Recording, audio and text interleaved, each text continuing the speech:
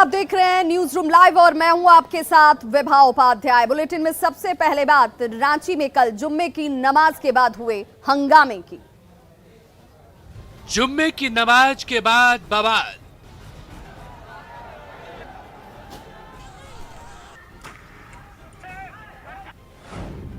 उत्पातियों ने बिगाड़ा रांची का हाल।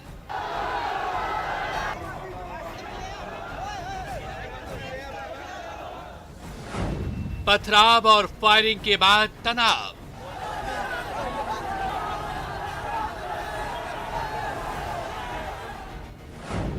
इंटरनेट सेवा पर लगा बैन।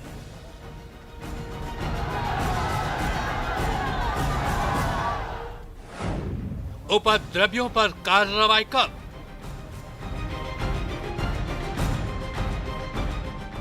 देखिए पत्थर चला रहा। देखिए सर, फोर्स भेज दीजिए सर, फोर्स भेज दीजिए। क्या झारखंड में लागू होगा योगी मॉडल?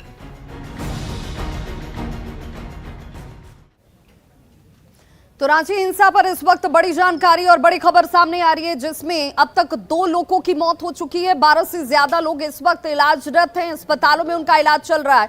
2 लोगों की मौत हो चुकी है, मौत की संख्या बढ़कर 2 तक पहुंच चुकी है। रांची में इंटरनेट सेवा को अगले आदेश तक बंद कर दिया गया है। शहर के कई इलाकों में धारा 144 इस वक्त लागू है। हालात को कंट्रोल में करने के लिए इस वक्त ये आदेश जारी किए गए। एक साथ 4 आदमी के जुटने पर कार्रवाई की जाएगी। अफवाहों पर ध्यान नहीं देने की अपील की गई है। हिंसा में अब तक 12 लोग रिम्स में इलाजरत हैं जो घायल हुए। रांची में इंटरनेट सेवा को अगले आदेश तक बंद कर दिया गया है।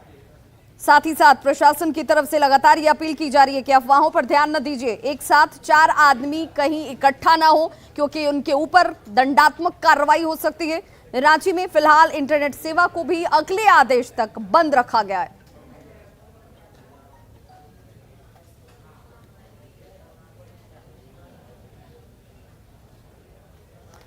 तो कल रांची में हुए इस हो हंगामे और उत्पात के बाद इंटरनेट सेवा पर रोक लगा दी गई है। अगले आदेश तक ये सेवा बंद रहेगी। और इस बीच वैसे तमाम लोग जो इकट्ठा होकर कहीं तक हो गया, जिसके बाद उपद्रवियों ने न आव देखा न ताव, भीड़ की शक्ल में ये उपद्रवी हर जगह सिर्फ और सिर्फ उत्पात मचाते नजर आए। मंदिर में पथराव किया जाता है, उसके बाहर लगे हुई दुकानों को तोड़ दिया जाता है। खोमचे वाले, ठेले वाले, जो लोग यहाँ पर प्रसाद बेचने का काम कर रहे थे, उनके ऊपर पत्थरबाजी की जाती है। कई लोग घायल हुए हैं। फिलहाल स्थिति को देखते हुए शहर के मेन रोड में धारा 140 लागू किया गया है। मोबाइल और इंटरनेट सेवा को अगले आदेश तक सस्पेंड कर दिया गया है। हालात काबू में करने के लिए एटीएस को भी कल उतार दिया गया था। अतिरिक्त पुलिस बल की तैनाती तक की गई है। 2800 अतिरिक्त जवानों को दूसरे जिलों से बुलाकर यहां पर स्थिति को कंट्रोल में रखने के लिए जिम्मेदारी दी गई और पूरा इलाका जो है वो इस वक्त छावनी में तब्दील नजर आ रहा है। ये हालात कल जुम्मे की नमाज के बाद, उत्पात के बाद देखिए कैसे हो गए। जहां पर कल तक सब कुछ सामान्य था, 1:30 बजे तक सब कुछ सामान्य स्थिति में था, लेकिन जैसे ही 1:30 बजे के बाद ये भीड़ जो है उत्पात करती नजर आई। हाथों में पत्थर और रोड़ेबाजी की तस्वीरें आपको ये सोचने पर विवश कर देंगी कि बयान की आड़ में किस तरह की हिंसा की गई।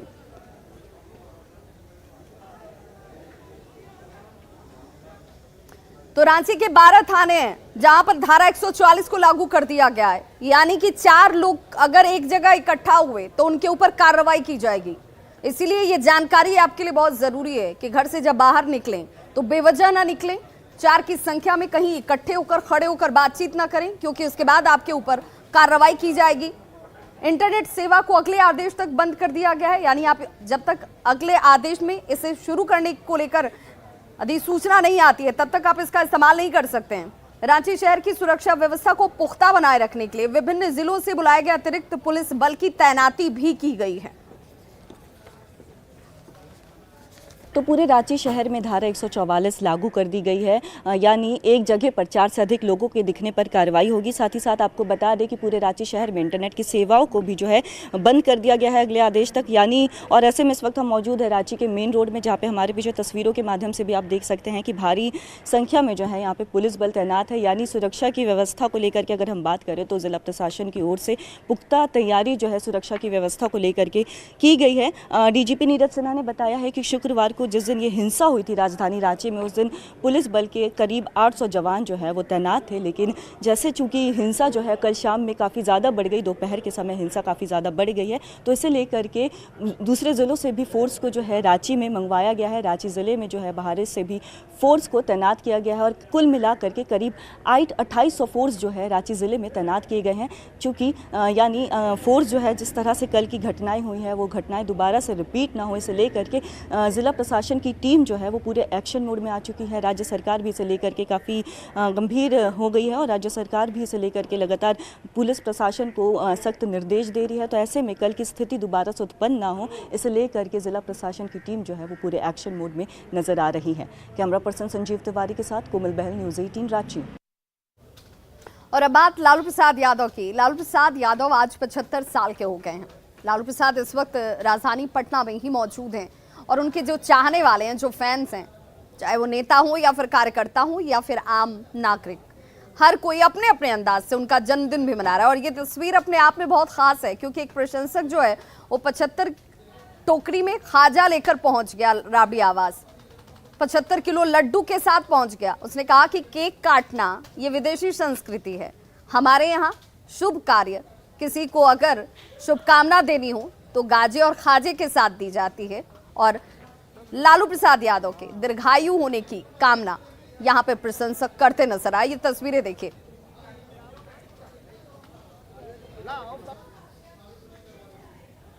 लालू प्रसाद यादव के 75वें जन्मदिन पर उनके जो चाहने वाले हैं, समर्थक हैं, वो उनसे मिलने पहुंच रहे हैं और ना सिर्फ मिल रहे हैं बल्कि अपने तरीके से वो अपने लालू प्रसाद यादव के लिए उपहार भी लेकर के आ रहे हैं। और ये तस्वीर ज़रा देखिए कि यहाँ पे कई समर्थक जो पहुंचे हैं वो हाथों में ये क्या लेकर के आए हैं? ये खाजा है, बिहारी मिठाई है। खाजा लेकर के पहुंचे हैं। और ये देखिए, आपको बता दूं कि 75वां जन्मदिन है तो 75 टोकरी जो है वो खाजा लेकर के पहुंचे हैं। 75वां जन्मदिन पर 75 टोकरी, 75 दौरा खाजा और 75 केजी का लड्डू। हाँ, सप्रेम भेंट है, जन्मदिन की शुभकामना। यहाँ पे लोग केक काटते हैं, आप हैं कि खाजा लेकर के पहुंचे हैं? केक तो विदेशी चीज है ना, ये तो देसी चीज है। खाजा से ब्याह होता है, खाजा से छेका होता है, छेका तिलक होता है, तो खाजे से न जन्मदिन बनेगा। ये शुभ है। हाँ, एकदम शुभ है। खाजा से ब्याह होता है तो खाजा से जन्मदिन बनेगा। लालू जी का जन्मदिन है, क्या कहेंगे? बहुत बहुत दीर्घायु रहे। भगवान नारायण से प्रार्थना है कि हर वर्ष मतलब ऐसे ही हम उनका जन्मदिन मनाते रहें। कहाँ से ये खाजा आ रहा है? ये खाजा दुकान से आ रहा है, खाजा वाला है। हम लोग जादूगर गेट के सामने खाजा मार्केट है, वहीं से हम लोग खाजा लेके तो ये देखिए, लालू को जो चाहने वाले हैं वो यहाँ पर अपने अपने ढंग से उपहार लेकर के पहुंचे हैं। आज चूंकि 75वां जन्मदिन है तब 75 टोकरी जो है वो खाजा लेकर यहाँ पे पहुंचे हैं और 75 किलो लड्डू भी साथ लालू प्रसाद यादव के लिए लेकर आए हैं। कैमरा पर्सन सुबोध के साथ रवि नारायण, न्यूज़ 18 पटना।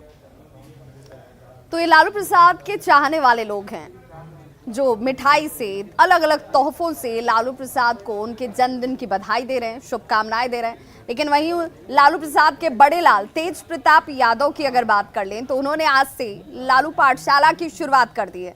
जी हाँ, इस पाठशाला की खासियत भी जान लीजिए। इस पाठशाला में स्लम बस्तियों में रहने वाले बच्चों को पढ़ाया जाएगा। उनके लिए कई इंतजाम इस पाठशाला में किए गए हैं। यहाँ पर बच्चे पढ़ने का, सीखने का, लिखने की यहाँ पर जानकारी तो लेंगे ही, साथ ही साथ खेलने के भी यहाँ पर अच्छे खासे इंतजाम किए गए। और इसी पाठशाला का जायजा लिया हमारे संवाददाता रवि नारायण ने। लालू प्रसाद यादव के आज 75वां जन्मदिन है और 75वें जन्मदिन पे जहां तमाम लोग मिठाइयां बांट रहे हैं, गिफ्ट दे रहे हैं, वहीं लालू के बड़े लाल तेज प्रताप ने एक नई शुरुआत की है। जी हां, लालू पाठशाला की शुरुआत की है। और अभी हम तेज प्रताप के आवास पे हैं और ये देखिए, यहाँ पे लालू की पाठशाला जो है वो शुरू हो गई है। तमाम जो बच्चे आप देख रहे हैं वो स्लम के बच्चे हैं और यहाँ पे प्रार्थना जो है वो कर रहे हैं और प्रार्थना के बाद जो है यहाँ पे हर दिन जो है क्लास लगेगी लालू की पाठशाला। और वैसे बच्चे जो गरीब हैं और जिनके पास आर्थिक स्थिति अच्छी नहीं है उनकी पढ़ाई जो है वो तेज प्रताप यादव करेंगे और यहाँ पे लालू की पाठशाला लगाई जाएगी। और ये ज़रा तस्वीर देखिए, एक्सक्लूसिव तस्वीरें हम आपको तेज प्रताप के आवाज़ से दिखा रहे हैं कि तमाम बच्चे जो हैं यहाँ पे पाठशाला की शुरुआत हो गई है। लेकिन जहाँ पे क्लास जो होना है उसकी एक और तस्वीर जो है वो हम आपको दिखाते हैं कि यहाँ पे पढ़ाई अगर कराया जाएगा तो ये ज़रा देखिए कि बच्चों को खेलने के लिए किस कदर यहाँ पे खिलौने भी हैं, झूला भी है। ये आप बोर्ड देख रहे हैं, यहाँ पे जो बच्चे हैं बोर्ड पे पढ़ेंगे भी और जो खिलौने हैं यहाँ पे खेलेंगे भी। कितना खास लग रहा है? बहुत अच्छा लग रहा है। स्लम एरिया से तो अच्छा ही है जी। तो क्या क्या जो है वो आप लोग बच्चों को पढ़ाएंगे, कैसे पढ़ाएंगे? जैसे बच्चों को हम स्टार्ट करेंगे उसको ABCD से, फिर उसको क ख ग से स्टार्ट करेंगे और बहुत सारा जो जानकारी है उसको हम बच्चों को शिक्षा के रूप में देंगे। स्लम एरिया में पढ़ते थे? हाँ। वहाँ पे पढ़ाई कैसी होती थी? अच्छी होती थी। अच्छा, और यहाँ पे? यहाँ पर भी अच्छी होगी, देखेंगे। अच्छा, इसलिए अच्छा बताइए कि आप लोग जो हैं कहाँ पे पढ़ने के लिए आए हो? हम लालू पाठशाला में तेज प्रताप की इधर उसी के आवास में बना ये स्कूल। अच्छा, तो क्यों यहाँ पे पढ़ने के लिए आ रहे हो? ताकि हम लोग कुछ सीख पाए। छात्र यहाँ से स्लम एरिया से पहुँचे हैं, उन बच्चों में खुशी है। उनका कहना है कि यहाँ पे पाठशाला लगेगी, स्लम एरिया के हैं, अभी तक पढ़ाई में दिक्कत होती थी, यहाँ पे अच्छी पढ़ाई मिलेगी। अब देखने वाली बात है कि यह पाठशाला कब तक चलेगी और यहाँ पे पढ़ाई जो है वो कैसे कराई जाती है। लेकिन इतना तो तय है कि जिस ढंग से आज के जन्मदिन पर तेज प्रताप ने लालू पाठशाला शुरुआत कर एक बड़ा तोहफा दिया है। कैमरा पर्सन सुबोध के साथ रवि एस नारायण, न्यूज़ 18 पटना। तो लालू पाठशाला की शुरुआत की गई है तेज प्रताप यादव की तरफ से, वहीं दूसरी तरफ आरजेडी की तरफ से भी तमाम तैयारियां की गई हैं। आज कार्यालय को सजाया संवारा गया है, बड़े बड़े बैनर और पोस्टर्स लगाए गए हैं आधिकारिक तौर पर पार्टी कार्यालय के बाहर, क्योंकि खुद लालू प्रसाद यादव जो है आज कार्यालय पहुंचने वाले हैं। यहाँ पर लालू प्रसाद के पहुंचने के बाद उनकी तरफ से लोहिया कर्पूरी पुस्तकालय का उद्घाटन किया जाएगा और आरजेडी कार्यालय के बाहर से ज्यादा जानकारी दे रही है हमारी सहयोगी ऋतु रोहिणी। बिहार के पूर्व मुख्यमंत्री और राजद सुप्रीमो लालू प्रसाद यादव का आज 75वां जन्म दिवस है और ऐसे में शहर के एक एक गली कोने नुक्कड़ पर आपको बधाइयों का संदेश देते हुए पोस्टर जो हैं वो पट गए हैं। लेकिन इस वक्त आपको मैं दिखा रही हूँ सबसे ताज़ा तस्वीर आरजेडी कार्यालय के बाहर। आप यहाँ सीधे तौर पर देखिए कि जहाँ एक तरफ लोग अलग अलग तरीके से लालू प्रसाद यादव को बधाइयाँ दे रहे हैं, वहीं दूसरी तरफ अभी तुरंत जो है वो आरजेडी कार्यालय के बाहर में आधिकारिक तौर पर राजद की तरफ से राजद सुप्रीमो को उनके जन्म दिवस के अवसर पर बधाई देने का एक पोस्टर लगा है, जिसमें साफ तौर पर आप देखिए लिखा हुआ है, सामाजिक न्याय और धर्मनिरपेक्षता के पुरोधा राष्ट्रीय जनता दल के माननीय राष्ट्रीय अध्यक्ष श्री लालू प्रसाद यादव को उनके 75वें जन्म दिवस पर ढेर सारी बधाइयाँ। तो ऐसे में आप साफ तौर पर देखिए कि जहाँ एक तरफ ये आधिकारिक रूप से पोस्टर लगाया गया है, वहीं दूसरी तरफ फूल मालाओं से पूरे आरजेडी का जो कार्यालय है उसको सजाया जा रहा है। कहा यह भी जा रहा है कि यहाँ पर क्योंकि लालू प्रसाद यादव का आज 75वां जन्मदिन है, तो ऐसे में 75 किलो की जो लड्डू है वो आएगी और साथ ही आज इसमें लोहिया और कर्पूरी के एक पुस्तकालय का भी लालू प्रसाद स्वयं जो है वो उद्घाटन करेंगे। तो ऐसे में तमाम तैयारियां जो हैं वो आरजेडी कार्यालय के बाहर जो है साफ तौर पर राजद सुप्रीमो लालू प्रसाद यादव के जन्म दिवस को लेकर के दिखाई पड़ रही है। न्यूज़ 18 के लिए ऋतु रोहिणी, पटना। बिहार विधान परिषद के लिए 7 सीटों पर होने वाले चुनाव को लेकर 7 उम्मीदवारों ने नामांकन किया और ये सातों के सातों उम्मीदवार जो हैं वो निर्विरोध चुने गए हैं, क्योंकि इन सभी के निर्वाचन को लेकर जो नामांकन थी वो वैध पाई गई है। और ऐसे में 13 जून की तारीख है जब इन सभी उम्मीदवारों को प्रमाण पत्र दिया जाएगा। नए निर्वाचन के बाद विधान परिषद की तस्वीर जरूर बदल जाएगी। विधान परिषद में जेडीयू की 3 सीटें घटकर अब 25 रह जाएंगी। वहीं जेडीयू विधान परिषद में सबसे बड़ा दल होगा। बीजेपी 23 सीटों के साथ दूसरी, जबकि आरजेडी 14 सीटों के साथ तीसरे नंबर पर होगी। बिहार विधान परिषद के 7 सीटों पर होने वाले चुनाव को लेकर ये साफ हो गया है कि सातों के सातों उम्मीदवार जो है निर्विरोध चुने जाएंगे। क्योंकि अंतिम तारीख जो है वो ख़त्म हो गई है, किसी ने नामांकन नहीं किया दूसरा, और सभी के जो नामांकन पत्र हैं उनके जांच में वैध पाए गए हैं। इसलिए यह पूरी तरह से साफ हो गया है कि सातों के सातों जो उम्मीदवार हैं वो निर्विरोध चुने जाएंगे। आपको बता दें कि विधान परिषद के 7 सीटों के लिए जो है चुनाव होना है, जिसके लिए नामांकन हुआ, और ये पिछले दिनों जो है इसका वैधता की जांच की गई।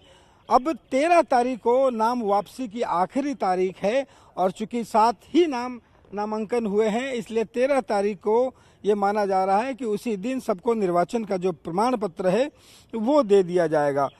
इस बार जिस ढंग से नामांकन हुआ, आरजेडी के तरफ से 3 उम्मीदवार जिसमें मुन्नी रजक, अशोक कुमार पांडे और कारी सोहेब ने नामांकन किया। वहीं अगर जदयू की बात करें तो आफाक अहमद और रविंद्र प्रसाद का नामांकन हुआ है, जबकि जदयू के तरफ से जो है वो 2 उम्मीदवार अनिल शर्मा और हरीश सहनी जो हैं वो निर्वाचित किए जाएंगे। सबसे बड़ी बात है कि यहाँ पे इस पूरे चुनाव के बाद जो निर्वाचन होगा उसके बाद विधान परिषद की जो पूरी तस्वीर है वो बदल जाएगी। हालांकि इस निर्वाचन के बाद जदयू की जो 3 सीटें हैं वो घटेंगी। फिलहाल 28 सीटें हुआ करती थी विधान परिषद में, अब 25 हो जाएगी। बावजूद इसके जदयू जो है वो विधानसभा में सबसे बड़ी पार्टी के रूप में दिखाई पड़ेगी। बीजेपी के जो हैं वो 23 उम्मीदवार हो जाएंगे, यहाँ पे विधायक जो हैं वो विधान परिषद के सदस्य हो जाएंगे, जबकि आरजेडी के तीसरे नंबर की पार्टी रहेगी। 14 जो है वो एमएलसी उसके विधान परिषद में रहेंगे। तो एक ढंग से कहें कि इस बार जो यहाँ पे सत्र चलेगा, जो शुरू होने वाला सत्र है इस महीने, उसमें विधान परिषद की जो पूरी तस्वीर है वो बदली हुई दिखाई पड़ेगी। कैमरा पर्सन सुबोध के साथ रवि एस नारायण, न्यूज़ 18 पटना।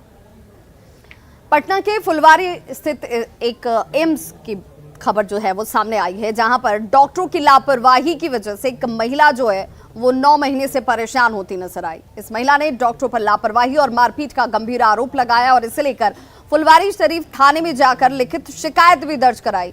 महिला का कहना है कि 9 महीने पहले उसने फुलवारी शरीफ एम्स में इलाज कराया था और डॉक्टरों ने इलाज के दौरान उसके पेट में कॉटन छोड़ दिया, जिस वजह से ये महिला परेशानी उठाती रही। और जब इस पूरे मामले को लेकर इस महिला ने शिकायत दर्ज कराने की कोशिश की तो इस महिला के ऊपर ही डॉक्टरों ने मामला दर्ज करा दिया। अब इस महिला की शिकायत के बाद किसी की गिरफ्तारी न होने पर, डॉक्टरों के ऊपर कोई कार्रवाई न होने पर भी सवाल उठ रहे हैं।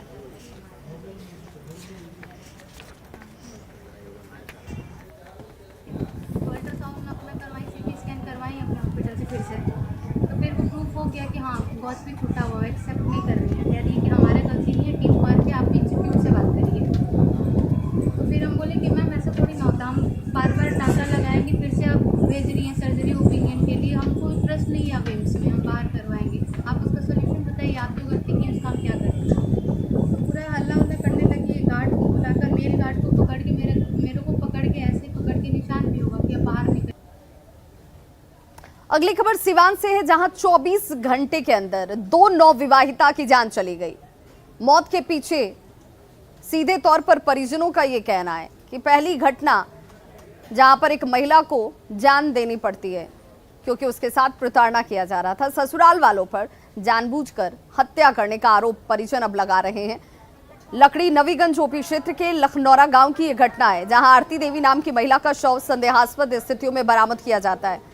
घटना की सूचना के बाद परिजन पहुंचे और परिजनों का कहना है कि ससुराल वालों ने ही महिला की हत्या की।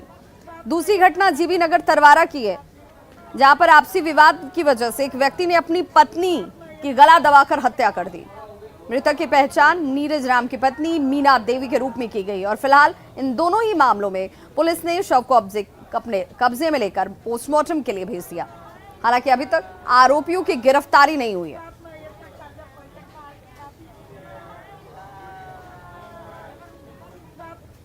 अपने घर था, मेरे घर फोन गया कि मेरी बहन नहीं बोल रही है। जब हम लोग यहाँ आए तो पता लगा कि मेरी बहन मर चुकी है और भी फांसी लगा के मार दिया गया। जबकि मेरी एक बहन है वो फ़ोन कर रखी थी इसके पास सुबह में कि ये इनका देवर जो है उसको हरासमेंट करता है, इसके संग गलत संबंध बनाना चाहता है, इसका पति विदेश रहता है और वो मेरी बहन ये बात अपने आप में छुपा के रह गई। इसके सास ससुर बोले ये बात को कहीं मत बताओ, हम इसको समझ लेंगे आपस में, और बाद में आने के बाद ये पता लगा कि ऐसे बात हुई है। और पुरातात्विक महत्व रखने वाले पटना में आधा दर्जन जगहों पर खुदाई की जाएगी। जी हां, ये कहा जा रहा है कि यहां पर इस जगह पर खुदाई करने के साथ ही गौरवशाली इतिहास के बारे में जानकारी हासिल हो पाएगी। पहले सर्वे कराया जाएगा और फिर कुछ संकेत मिले तो खुदाई भी जरूर होगी।